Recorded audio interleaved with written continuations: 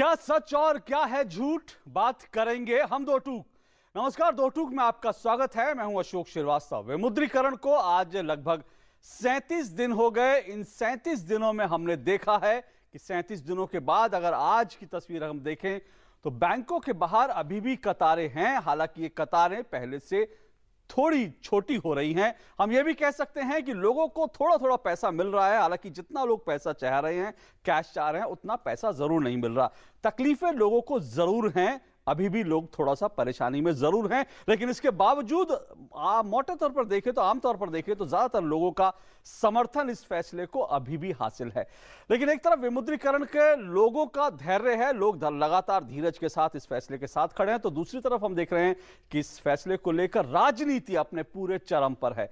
संसद एक तरफ है, हम संसद में देख रहे हैं कि इस पर बहस नहीं हो रही, लेकिन संसद के बाहर आरोपों की झड़ी लग गई है। संसद के बाहर अगर देखें तो इस पर लगातार राजनीति हो रही है, तीखी राजनीति हो रही है, और यह भी कह सकते हैं कि राजनीति जो हो रही है अब उसका स्तर भी बहुत गिरता जा रहा है। आज हम दो टूक में खासकर दो विषय उठाएंगे, जो दो बयान उठाएंगे, उन बयानों के इर्द गिर्द इस पूरी चर्चा को समेटेंगे। और वो बयान दो बड़े नेताओं के बयान हैं और हम जानने की कोशिश करेंगे कि इन बयानों को दरअसल कैसे देखा जाना चाहिए। जैसे मैंने कहा, विमुद्रीकरण को लेकर अपनी समस्याएं हो सकती हैं, इसको लागू करने को लेकर कुछ चुनौतियां हो सकती हैं, लेकिन क्या इस पर बहस हो तो ज्यादा बेहतर नहीं होगा? बजाय बहस के हम ये देख रहे हैं कि इस पर राजनीति हो रही है, और राजनीति भी किस स्तर की, किस लेवल की हो रही है। इसी पर हम बात करेंगे। जिन बयानों का मैंने जिक्र किया, सबसे पहले उन बयानों को हम देख लेते हैं। पहला बयान कांग्रेस के उपाध्यक्ष राहुल गांधी की तरफ से, जरा इस बयान को देखिए। वो कहते हैं कि 8 नवंबर को प्रधानमंत्री ने गरीबों के खिलाफ जंग छेड़ दी, गरीबों के खिलाफ जंग छेड़ दी। ये राहुल गांधी का बयान है।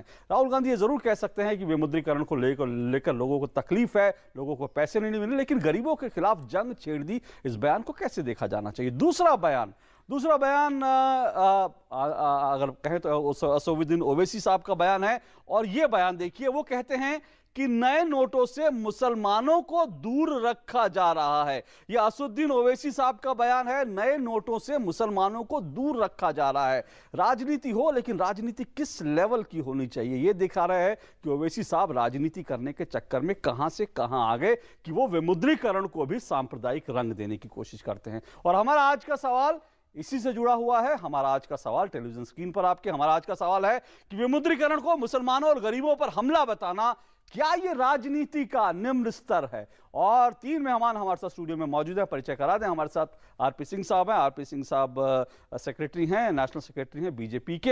हमारे साथ बिलाल सब्जवारी हैं, बिलाल सब्जवारी पॉलिटिकल एडिटर हैं शाह टाइम्स के। और हमारे साथ अधीर रंजन चौधरी साहब हैं, कांग्रेस के वरिष्ठ नेता, सांसद। आप तीनों का बहुत बहुत शुक्रिया और स्वागत। सर चौधरी साहब, अधीर रंजन चौधरी साहब, मैं आपसे शुरू करता हूं। आपको लगता है ये जो दो बयान हमने देखे, राजनीति होनी चाहिए, आपको पूरा हक है, विपक्ष को पूरा हक है सरकार को घेरे, प्रधानमंत्री पर हमले करे, लेकिन ये बयान दिखाते हैं कि राजनीति तो बिल्कुल निम्न स्तर पर पहुंच गई।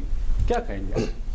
राहुल गांधी जी बात जो कह रहे हैं वो आम लोगों के हालात देखते हुए उनको ये बात बोलने में वो मजबूर हो रहे हैं कि अभी ऐसा लगता है कि आम लोगों के खिलाफ ये सरकार ने जंग छेड़ दिया, इसलिए कि अभी हिंदुस्तान में ये विमुद्रीकरण की लेकर त्राही त्राही मच चुके हैं। खुद प्रधानमंत्री नरेंद्र मोदी जी खुद कह रहे हैं कि मैं अमीरों के खिलाफ ये हम विमुद्रीकरण किए हैं, लेकिन असल में ये गरीबी के खिलाफ हो गए हैं, क्योंकि सारे हिंदुस्तान में ये त्राही त्राही मच चुके हैं।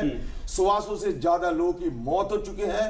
105 दफे ये सरकार ये कानून बदलाव किए हैं। 8 नवंबर से आपने कहा 37 दिन हो चुका है, इसमें ये 105 बार ये सारे इनको बयान बदल चुके हैं।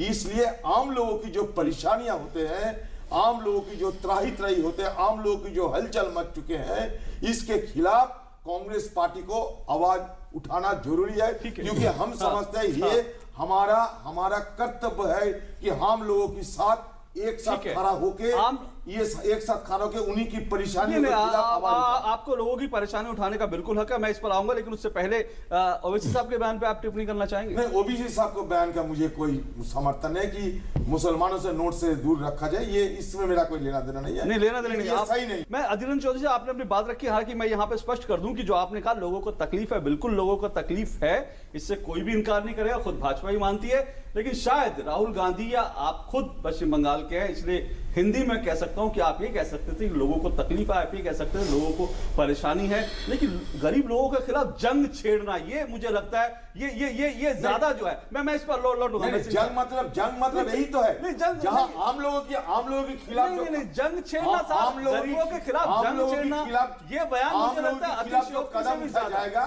आम लोगों के खिलाफ जो कदम उठाया जाएगा वो जंग छेड़ने का बराबर होते हैं हमारे दृष्टिकोण से। सिंह साहब वो कह रहे हैं आम लोगों के खिलाफ जंग है, ये किस तरह से, क्योंकि आम लोग बहुत परेशान। 70 साल तक इन्होंने आम लोगों के खिलाफ जंग छेड़ी रखी, काला धन कमाया, मैं बता रहा हूँ, काला धन कमाया, बड़े बड़े स्कैम किए। पिछले 10 साल में ही देख लीजिए जितने स्कैम इस देश में, उतने बड़े स्कैम कभी हुए नहीं। 12 लाख करोड़ रुपए लगभग स्कैम हुए। काला धन इनके नेताओं ने कमाया, इनके नेता काला धन के कमाने के कारण, अरे सुनिए, हाँ, अरे श्वेत पत्र लाने से नहीं होता ना, किया क्या उसके ऊपर, श्वेत पत्र लाने से उस पर कदम उठाया क्या? आज तक कांग्रेस ने कभी एक भी कदम काला धन के खिलाफ उठाया? राहुल गांधी ने शुरू कहा हम डिमोनेटाइजेशन के हक में हैं, बाद में वो बयान बदल रहे हैं, अब वो कह रहे हैं कि आम आदमी के खिलाफ जंग है। पहले वो कह रहे हैं हाँ नहीं, कदम ठीक है, इसका इंप्लीमेंटेशन गलत है। अरे भैया जब कदम ठीक है तो वो आम आदमी के हक के लिए कदम है ना। अगर काला धन पकड़ा जाएगा, देश में काला धन रुकेगा, काला धन का आगे प्रोसेस रुकेंगे तो उसमें क्या बुराई है? वो तो अल्टीमेटली आम आदमी के पक्ष में जाएगा। कोई जितना काला धन पकड़ा जाएगा, जितना काला धन रोका जाएगा, उतना ही सरकार की टैक्स कलेक्शन बढ़ेगी, उतना ही लाभ आम आदमी को जाएगा। परंतु आज दिक्कत ये हो रखी है ईमानदारी में, इसलिए छोटी बात कहूँगा, दिक्कत हो रखी है कि आज विपक्ष के नेताओं को ये लग रहा है नोटबंदी के चलते उनकी वोटबंदी भी हो गई। आप कृपा कर मैं आज सुबह भी एक चैनल पे गया, वो जो ड्राइवर मुझे लेने आया था उनका नाम मोहम्मद इमरान था, मैंने उससे पूछा मैं क्या हाल है, कैसे है, मुईरबार में रहते हैं। बोले सर तकलीफ है, परंतु हमें ये अपेक्षा है कि 100% इसका अल्टीमेटली लाभ हमको गरीब आदमी होगा। मैं नाम दे रहा हूँ आपको व्यक्ति का, तो गरीब आदमी जानता है, जो आम आवाम है वो जानता है कि इसका अल्टीमेट लाभ हमको होने वाला है। परंतु कांग्रेस की तकलीफ ये हो रखी है कि अब करें क्या।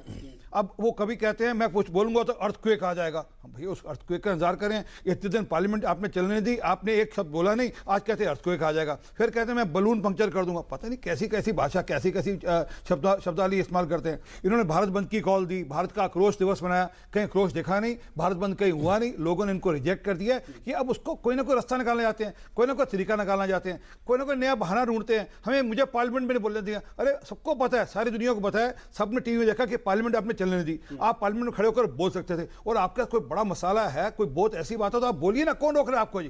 बिलाल, मैं आपसे पूछता हूं, राहुल गांधी अभी रहने देते हैं क्योंकि राहुल गांधी पर बीजेपी कांग्रेस ने दोनों अपने बात रखी। ओवैसी साहब के बयान को आप कैसे देखते हैं? मैं ओवैसी साहब के बयान को पूरी तरह कंडेप्ट करता हूं, इसकी निंदा करता हूं। वो कहीं ना कहीं डिमोनेटाइजेशन के इशू को सांप्रदायिक रूप से देख रहे हैं। ये हालात जो हिंदुस्तान के अंदर हैं इस वक्त, जहां हमें इस इशू पर बहुत गंभीरता से सोचने की ज़रूरत है। जो लड़ाई गरीबों के विरुद्ध बताई जा रही है, सही मायने में तो भ्रष्टाचार के खिलाफ लड़ाई है।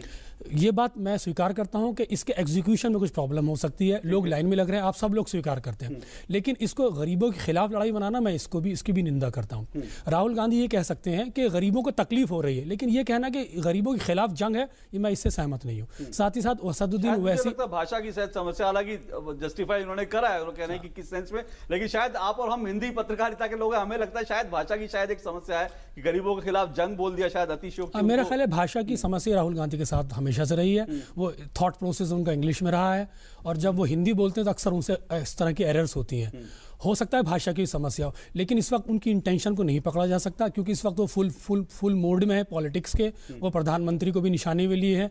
रहा सवाल असदुद्दीन ओवैसी का, असदुद्दीन ओवैसी की राजनीति में मुझे साफ तौर पर सांप्रदायिकता की बू नजर आती है। इस तरह डिमोनेटाइजेशन के इशू को सांप्रदायिक चश्मे से नहीं देखना चाहिए, इससे समाज में ध्रुवीकरण होगा। अगर वो हैदराबाद की एक सभा में कहते हैं और उनको पता है कि उनकी कॉन्स्टिट्यूंसी कौन सी है, तो जाहिर तौर पर उनका निशाना जो है यही है कि मुस्लिम वोटों का, जैसे आपने कहा, ध्रुवीकरण। लेकिन आपको लगता है कि मुस्लिम इलाकों में बैंक नहीं है, वहां पैसे नहीं पहुंचे, इस तरह की राजनीति करना, क्या आपको लगता है आज ये मुस्लिम देश का आम मुसलमान भी इस तरह की बातों को स्वीकार करेगा क्या? लेकिन मैं आपको इसके परिप्रेक्ष्य में लेना चाहता हूं। जब यूपीए 2 और यूपीए 1 की बात आई थी, जहां तक रहा असदुद्दीन ओवैसी का सवाल, असदुद्दीन कांग्रेस के एलाई रहे हैं, मजलिस इत्तेहादुल मुस्लिमीन के। उस समय प्रधानमंत्री के ऑफिस से ये दिशा निर्देश दिए गए थे रिजर्व बैंक को, फाइनेंस मिनिस्ट्री को, कि अल्पसंख्यक समाज के अल्पसंख्यक बहुल क्षेत्रों में बैंक खोले जाए, एटीएम खोले जाए। और जिन जिन लोगों ने उसके लिए अप्लाई किया उनको एटीएम मिले, जिन लोगों ने उसके लिए जमीनें कहा कि हमारे उपलब्ध है, वहां बैंक भी खुले। लेकिन ये कहना अल्पसंख्यकों को पैसा नहीं मिला, मुसलमानों को पैसा नहीं मिला, ये सरासर गलत है। जहां से मैं जिस समाज से आता हूं, मेरे यहाँ लाइनें जरूर लगी, लेकिन ऐसा दिक्कत नहीं है कि अल्पसंख्यकों को पैसा नहीं मिल रहा। जो इसमें जो दिक्कत हिंदुओं हिंदू को भी है, सिखों वो को मुसलमान को भी है। बौद्धों को सही मायनों में ये हिंदू मुसलमान का मुसलमानों विषय ही को भी नहीं है, लेकिन- बल्कि ये एक नागरिक का विषय है, बिल्कुल। पब्लिक का विषय है, एक आम नागरिक का विषय है। ये कह सकते हैं असदुद्दीन ओवैसी एक नागरिक को समस्या आ रही है। ये कहना कि मुसलमानों को पैसा नहीं लग रहा, मैं इससे सहमत नहीं हूँ बिल्कुल। जी अधीर रंजन चौधरी साहब, कांग्रेस के संदर्भ में जब बात होती है तो एक तरफ हम देख रहे हैं कि संसद में बहस नहीं हो रही, जैसे बिलाल ने भी कहा ये गंभीर मसला है और अगर लोगों को तकलीफ हो रही है तो संसद सर्वोच्च संस्था है जहां पर इस मसले पर बहस होनी चाहिए, लोगों के कंसर्न उठने चाहिए। संसद में बहस नहीं होती, बाहर कहा जाता है कि हमको बोलने नहीं दिया जा रहा, बाहर कहा जाता है कि भैया हम गुब्बारा फोड़ देंगे, भूकंप ला देंगे, तो इस तरह की राजनीति कहां ले जाएगी कांग्रेस को? सबसे पहले ये मैं बात करना चाहते हैं कि राहुल गांधी जी बड़े अच्छे हिंदी कहते हैं, इंग्लिश भी बड़े अच्छे कहते हैं, उनका भाषा में कोई गलती नहीं है। ठीक है। अगर कोई इसमें कोई ढूंढना चाहते हैं कि उसका भाषा में कहीं हेयर स्प्लिटिंग करना चाहते हैं, वो गलत है। ठीक है। सदन की बाहर सबसे पहले सदन की बाहर वक्तव्य पेश किए हैं हिंदुस्तान के प्रधानमंत्री नरेंद्र मोदी जी ने। सबसे पहले सदन के बाहर उन्हें रोए भी थे, रोना धोना भी किए थे। सदन की बाहर उन्होंने ये भी कहा था, सदन तो आप चलने नहीं दे रहे ना। सुनिए ना, हाँ। सदन की बाहर आपने उन्होंने एक दिन भी ये सदन चलने कहा दिया था। क्या? दूसरे पर अधीर रंजन जी, आप जो बात आप कह रहे अगर बोलने हैं, देंगे एक मिनट तो- में आपको नहीं, अधीर रंजन जी मैं आपको बोलने का मौका दे रहा हूं, लेकिन मेरे कुछ काउंटर क्वेश्चन भी हैं। क्यों आप नहीं? प्लीज, आप अगर ये कह रहे हैं तो मैं कह रहा हूं कि अभी जो स्टिंग ऑपरेशन हुआ एक चैनल ने जो किया, उसमें तो ये बात साफ हो गई कि नेता लोग खुद नोटबंदी कर रहे ये कौन सी हैं। पार्टी के नेता हैं? आपके हेडक्वार्टर में तारिक सिद्दीकी साहब है जो कि नोटबंदी कर रहे थे, वो उस स्टिंग ऑपरेशन में साफ दिखाया गया कि कांग्रेस हेडक्वार्टर में 24 अकबर रोड में बैठे तारिक सिद्दीकी साहब कहते हैं कि आप पैसे ले आओ पुराने, हम आपको कमीशन लेके, हिंदुस्तान में तो फिर ये तो हो रहा है। हिंदुस्तान में सीबीआई किसको पकड़ते हैं, कहां से पैसा निकालते हैं। अरे वो पकड़ा ना, अभी तो पकड़ा, अभी अभी तो पकड़ा तारिक सिद्दीकी साहब को। रिजर्व बैंक के ऑफिसर भी पकड़ते हैं। ठीक है, बिल्कुल। बीजेपी के नेता भी है, सब हैं। और दूसरी हाँ। बात यह है कि करोड़ों रुपया, नया करोड़ों रुपया और आतंकवाद भी पास भी चले गए हैं। और ये तो हम लोग की ये एक एप्रीहेंशन है कि प्रिंटिंग जहां होता है, मीन से पिलफरिंग होते हैं, निकल जाते हाँ, हैं, यानी हाँ, ये हाँ। भी हमारे ये एक आशंका पैदा करते जी। हैं हालात देखते हुए। हाँ। जहां लोग नोटों के लिए कतार में खड़े हुए हैं, वहां सैकड़ों करोड़ों रुपया बाहर कैसे नया नोट निकल जाते हैं, ये सरकार को देखना चाहिए। वही ठीक है, बात ये बिल्कुल, ये आपका वैलिड पॉइंट है। वो बात बोलने के लिए हम लोग सदन में हम लोग खड़ा बैठे हैं। हाँ। लेकिन देखिए, सदन में जब विपक्ष होता है, जरा सा एक ठीक। सदन से जब विपक्ष क्या करते हैं, हमारे लिए पार्लियामेंट में रूल्स एंड प्रोसीजियर है। विपक्ष चाहेंगे कि रूल्स एंड प्रोसीजियर में कोई चर्चा हो।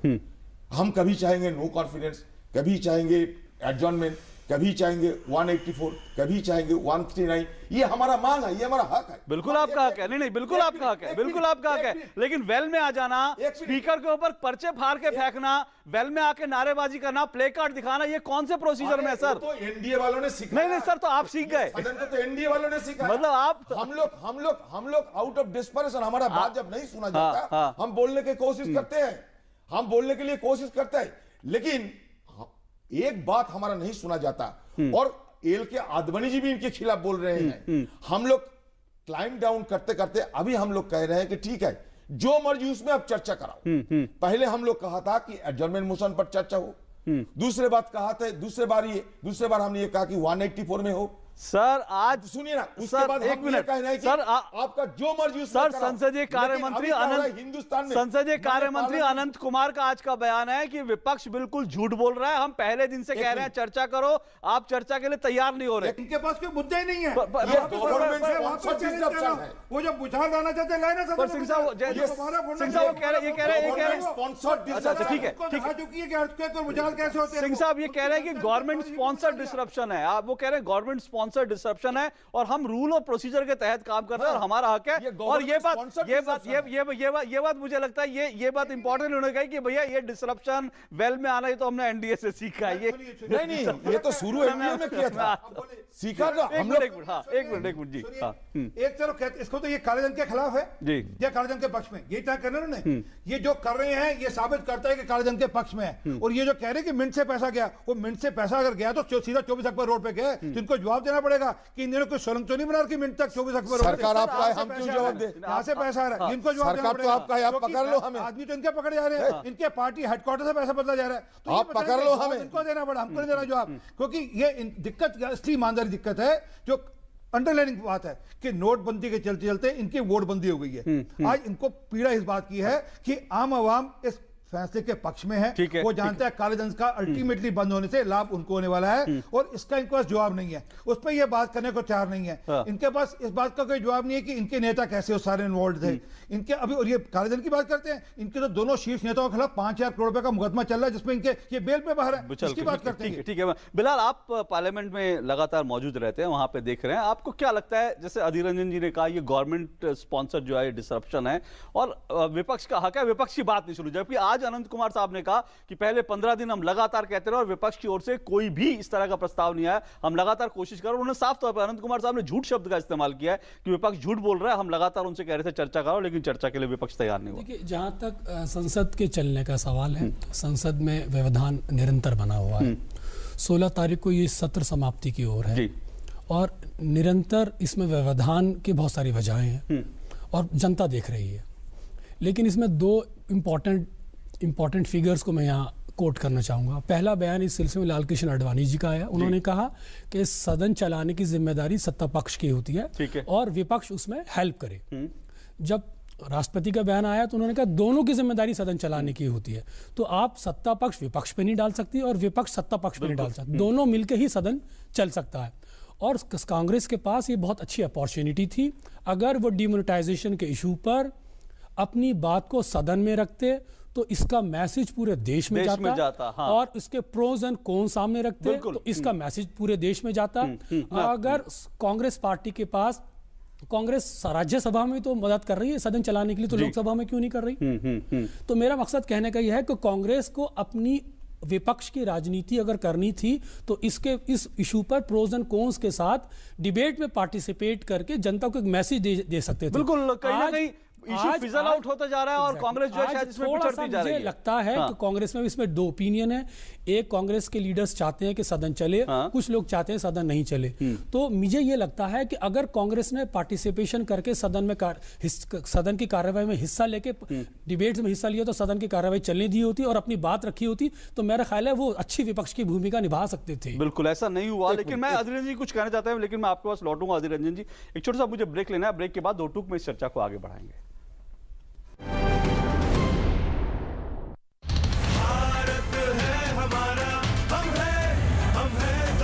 आत्मविश्वास की नई ताकत सहारा इंडिया लाइफ इंश्योरेंस के साथ।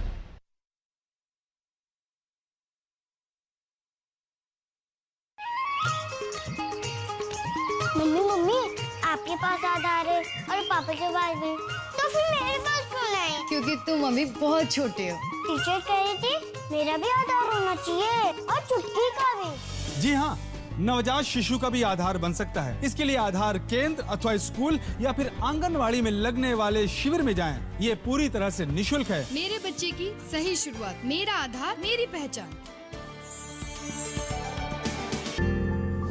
आज रिजल्ट आएगा। Best of luck. इस बार क्लास में फर्स्ट आया है डेविड।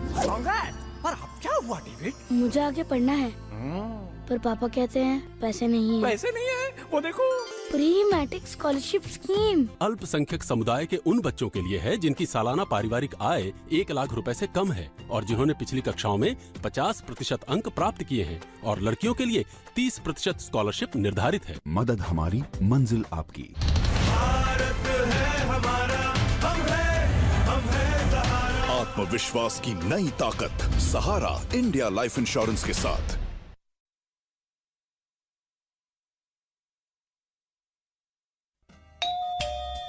क्या भाई साहब, कहाँ बिजी हैं? बस यार, अभी अभी मैंने अपना एडवांस टैक्स ई-पे किया है। तब तो भाई साहब बहुत बहुत धन्यवाद। देश की सीमाओं को सुरक्षित रखने के लिए। मैंने क्या किया? सीमाओं की सुरक्षा के लिए तो हमारे ये वीर जवान तैनात हैं। पर ये तभी संभव है क्योंकि आप जैसे जिम्मेदार लोग एडवांस टैक्स के रूप में समय पर अपना योगदान दे रहे हैं, और इसके लिए मैं आपको सैल्यूट करता हूँ। आप भी अपनी जिम्मेदारी निभाएं, सही समय पर सही एडवांस टैक्स जमा करवाएं। एडवांस टैक्स की तीसरी किस्त जमा करने की अंतिम तारीख है 15 दिसंबर 2016। आयकर विभाग द्वारा जनहित में जारी। बाबूजी, मैं पढ़ देती हूँ। बहू चश्मा ही नहीं ला कर देती, आँखें बन जाती है और इन महाशय को ही नहीं, इनके जरूरी कागजों को भी संभालती है। पर अब वक्त है कि पूरा परिवार उसके लिए कुछ करे, इसलिए दूसरी या तीसरी तिमाही में एक बार उसे 9 तारीख को सरकारी अस्पताल जरूर ले जाएंगे, जहाँ सरकारी के संग प्राइवेट डॉक्टर्स भी आते हैं। प्रधानमंत्री सुरक्षित मातृत्व अभियान के तहत हर महीने की 9 तारीख को सभी सरकारी अस्पतालों में गर्भवती महिलाओं की विशेष सेहत जांच मुफ्त की जाती है, ताकि अगर खतरे के लक्षण हो तो उनका सही समय पर इलाज कर सके। 9 तारीख को होने वाली माँ का ख्याल सबसे पहले। मुझे मिला। मुझे भी मिला। और मुझे भी। अल्पसंख्यक कार्य मंत्रालय की इस योजना में छोटे कारोबारियों के लिए है टर्म लोन यानी मियादी कर्ज, जिसमें 10 लाख तक की मदद का प्रावधान है। एनजीओ से जुड़ी अल्पसंख्यक महिलाओं के लिए है माइक्रो फाइनेंस स्कीम यानी लघु वित्त योजना, जिसमें है 50,000 तक का कर्ज। इसके अलावा माइनॉरिटी कम्युनिटी के स्टूडेंट्स के लिए है एजुकेशन लोन स्कीम, जिसमें है प्रोफेशनल और टेक्निकल एजुकेशन के लिए बहुत ही कम ब्याज दरों पर लोन। तो आप भी NMDFC की कर्ज स्कीम से लाभ उठाएं। हुनर को हौसला। अरे वाह राधा, नई यूनिफॉर्म। आज मेरी बिटिया को स्कूल से छात्रवृत्ति जो मिली है। पर इतनी आसानी से कैसे मिल गई? बिटिया के स्कूल में आधार कैंप लगा था, वहाँ इसका आधार बनवाया, जिससे छात्रवृत्ति के लिए अप्लाई करना और भी आसान हो गया। आज ही अपने बच्चों के आधार पंजीकरण हेतु अपने नजदीकी आधार केंद्र, स्कूल या आंगनवाड़ी से संपर्क करें। मेरे उज्जवल भविष्य की उड़ान, मेरा आधार, मेरी पहचान।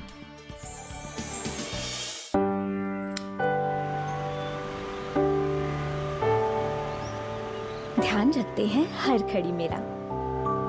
और माँ जी प्यार से हाथ बटाती हैं। अगर हर कोई रखता है मेरा इतना ख्याल, तो मैं क्यों न रखूं अपना ध्यान। इसीलिए 9 तारीख को सरकारी अस्पताल जाती हूँ, जहाँ अब सरकारी के संग प्राइवेट डॉक्टर भी आते हैं। प्रधानमंत्री सुरक्षित मातृत्व अभियान के तहत हर महीने की 9 तारीख को सभी सरकारी अस्पतालों में गर्भवती महिलाओं की विशेष सेहत जांच मुफ्त की जाती है, ताकि अगर खतरे के लक्षण हो तो उनका सही समय पर इलाज कर सके। 9 तारीख को मेरा ख्याल सबसे पहले।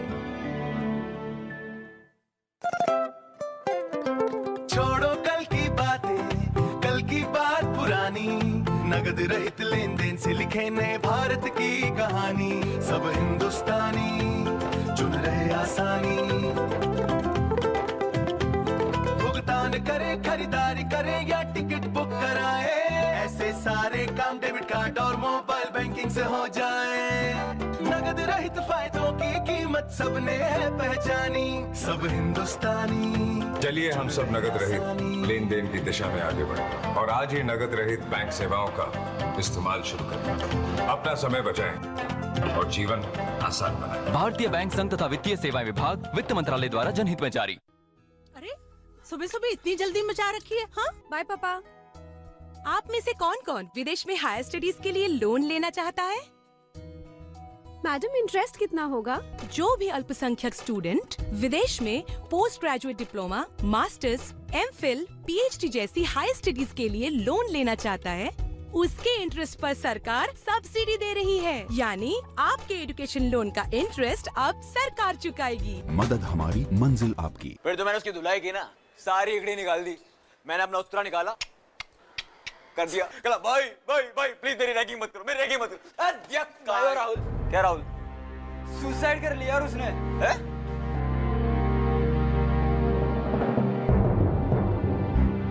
रैगिंग आपकी जिंदगी के वो हसीन पल छीन सकता है जो आपने और आपके पेरेंट्स ने आपके लिए सोचा है। आपकी जिंदगी और करियर आपके हाथ में है। Stop ragging.